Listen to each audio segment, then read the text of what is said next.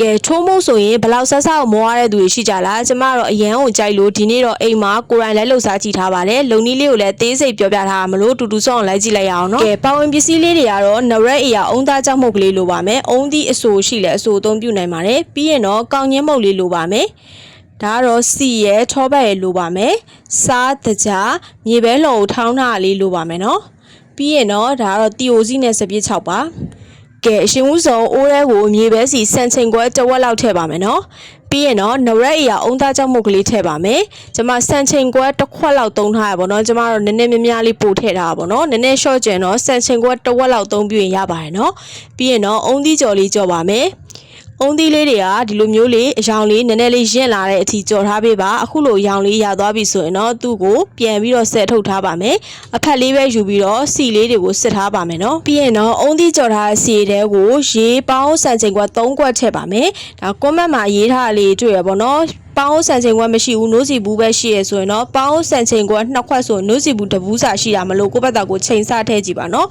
ကျမတော့မှုေးကောင်းချင်းမှုတ်သုံးထားမလို့ကျမကောင်းချင်းမှုတ်2ထုပ်သုံးပြထားပါတယ်ဒီကောင်းချင်းမှုတ်2ထုပ်ဆိုရင်တော့ပေါင်းစံချိန်ခွက်နဲ့ဆိုရင်တော့4ခွက်စာလောက်တော့ရှိပါတယ်ပြီးရင်တော့စားလေးနည်းနည်းထည့်ပြီးတော့ကောင်းချင်းမှုတ်တွေအကုန်ပျော်အောင်လို့မှုေးထားပေးပါမယ်မီးလုံးဝမဖွင့်သေးပါဘူးနော်ကောင်းချင်းမှုတ်တွေအကုန်ပျော်သွားပြီဆိုတော့မှမီးလေးစဖွင့်ပါမယ်ဒီလိုပြစ်ခက်ခဲလေးစဖြစ်လာပြီဆိုရင်တော့မရက်ဘဲနဲ့အဆက်မပြတ်မှုေးထားပေးပါနော်ကဲဒီမှာတဖြည်းဖြည်းနဲ့ပြစ်ခဲခဲလေးစဖြစ်လာပါပြီကောင်းချင်းမုတ်တွေအကုန်လုံးကရေတွေကုန်ပြီးတော့ဒီလိုလုံးလုံးထွေးထွေးလေးဖြစ်သွားပြီဆိုရင်တော့သူ့ကိုရေစံချိန်ခွက်တစ်ခွက်လောက်ထည့်ထားပေးပါမယ်နော်ပြီးရင်တော့တကြားကိုစံချိန်ခွက်တစ်ခွက်ခွဲလောက်ထည့်ပါတယ်နော်အချို့ကြရင်ပိုထည့်နိုင်ပါတယ်နော်ကဲပြီးရင်တော့ဇက်တိုက်လေးမှွေထားပေးပါရေထည့်လိုက်တဲ့အတွက်ဒီလိုမျိုးမှွေရတော့နည်းနည်းခက်တယ်ပေါ့နော်ဒီလိုမျိုးကောင်းချင်းလေးတွေကအကုန်လုံးကွဲထွက်သွားပါတယ်ဒါပေမဲ့စိတ်မပူပါနဲ့နော်ဇက်တိုက်လေးပြန်မှွေပါတဖြည်းဖြည်းနဲ့ဒီလိုလုံးလုံးစီးစီးလေးပြန်ဖြစ်သွားပါပြီအဲ့လိုမျိုးဖြစ်သွားတဲ့အခါကျရင်တော့စီထည့်ပါမယ်ထိုးမုတ်ကစီရောသုံးရပါတယ်နော်စီကတော့ကျွန်မစံချိန်ကွက်တဝက်မပြည့်တပြည့်လောက်ထည့်လိုက်တယ်ပေါ့နော်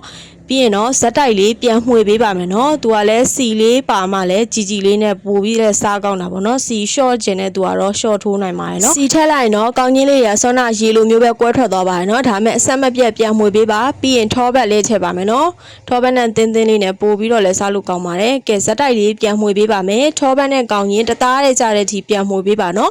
ကဲထောဘက်နဲ့ကောင်းချင်းအခုလိုတသားတဲ့ကြသွားပြီဆိုရင်တော့မြေပဲလှော်ထောင်းထားလေးထည့်လိုက်ပါမယ်ကျမတော့ဒါအတုပ်တွေပါတုပ်ဖို့အတွက်ထောင်းထားတာကိုထည့်တာမလို့နည်းနည်းတော့ညက်သွားပါတယ်မညက်တဲ့ညက်အနေထားလေးထည့်ပါနော်ပြီးရင်အုံးကြော်လေးလည်းထည့်လိုက်ပြီးတော့တေချာလေးမှွေပေးပါကျမအုံးသီးကြော်နည်းနည်းများသွားတယ်နော်အမားတို့နည်းနည်းလေး short လုပ်ပေါ့နော်ကဲပြီးရင်ဇက်တိုက်လေးမှွေထားပေးပါမယ်ထိုးမုတ်ကကြကြလေးထိုးရပါတယ်လုံးဝလုံးထွေးပြီးတော့ဒီလိုမမာလေးအနေထားရောက်သွားပြီဆိုရင်တော့စီတုပ်ထားတဲ့ဘန်းထဲကိုလောင်းထည့်ပေးလိုက်ပါမယ်ကဲပြီးရင်တော့မျက်နှာပြင်လေးလည်းညီအောင်လို့အခုလိုလက်ကလေးနဲ့လိုက်ပြီးပုံဖော်ထားပေးလိုက်ပါမယ်ပြီးရင်တော့အပေါ်ကနေတီယိုစီနဲ့စပြည့်6လေးတင်ထားပေးလိုက်ပါအနည်းဆုံး3နာရီလောက်အေးခံထားပေးလိုက်ပါမယ်ကဲ3နာရီကြာဆိုရင်တော့နည်းနည်းမာတင်းတင်းလေးဖြစ်သွားပြီပေါ့နော်အဲ့ခါကျရင်တော့ကိုယ်စိတ်ကြအနေတော်လေးလှီးပြီးတော့သုံးဆောင်နိုင်ပါပြီကဲထိုးမုတ်ရမ်းကြိုက်တဲ့သူတွေရှိရဆိုရင်တော့အိမ်မှာဒီလိုလေးလှုပ်ရှားကြည့်ပါနော်ကြည့်ရှုသူတွေအားလုံးကျေးဇူးတင်ပါတယ်ရှင်နောက်နေ့လည်းနောက်ထပ်ဗီဒီယိုနဲ့အတူပြန်လာခဲ့ပါမယ်နော်